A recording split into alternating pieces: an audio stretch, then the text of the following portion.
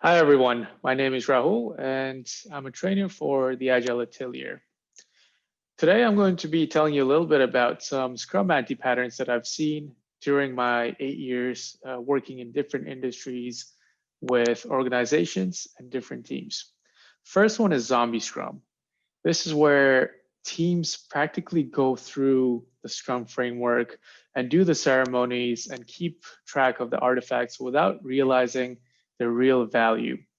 An example of this is when teams attend the stand up and they just talk through the three questions: what they did yesterday, what they'll do tomorrow, and if there are any blockers, without really assessing progress towards the sprint goal, right? So the team is really keen on doing Scrum rather than focusing on the different values that different parts of the framework, such as the ceremonies, the artifacts, and the roles bring. They're more keen on doing it by the book rather than understanding the value that each part of the framework represents and using that to their advantage. Another Scrum anti-pattern is the product owner being the bottleneck. Over here, the product owner is usually responsible for the decision making and is the only person responsible in the team for the decision making of that team. Rather than empowering the teammates to make decisions on what to build, what to design, what to deploy, what to test, the product owner ends up sequestering those responsibilities to his or her role. This leads to a couple of different problems when the product owner is or isn't there. When the product owner is there, this allows the teams to constantly go back to the product owner for a verdict, right? Should I deploy this? Should I design this? Should I build this? Rather than thinking about it on their own based on their sprint goal or based on the objectives that the team wants to accomplish in a given period of time. When the product owner is not there in the team, this can further aggravate the issues that we saw because the team has no one to go to ask these questions, right? They're so used to this product owner being there and answering these questions for them and telling them that this is what you should do. The team has never learned to think for themselves. So this is another Scrum anti-pattern. The third one is when the product owner assigns work to team members, right? This ends up being a push system.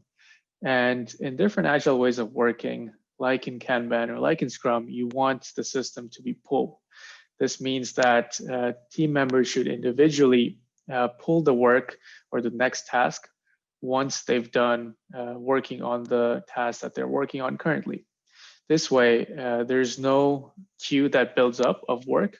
People only work on the amount of work that they can work on, which is their own capacity. And there's also no prediction error because usually in a push system, people estimate this is how much I expect this team or this individual to get done by the end of the day, by the end of the week. In a pull system, this is eliminated because members pull based on their capacity, right? So they don't end up multitasking and creating a lot of waste in terms of time, in terms of idle waiting processes.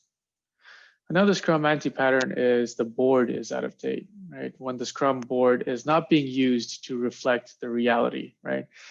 We've all seen this where the one or more tickets are actually complete, but they're still on the board in the in progress column. This can lead to some issues, especially if you're trying to use metrics.